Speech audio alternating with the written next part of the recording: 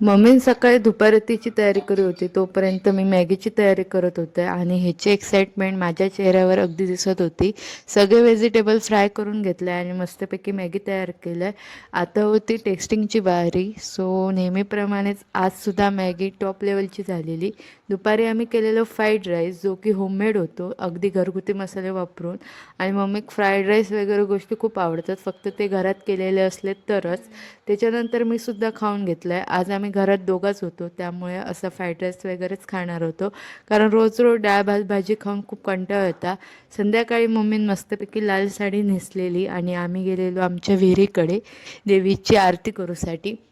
आणि आज कलर होतो लाल, त्यामुळे सगळे अगदी लाल कलरचे साडे वगैरे घालून येलेले.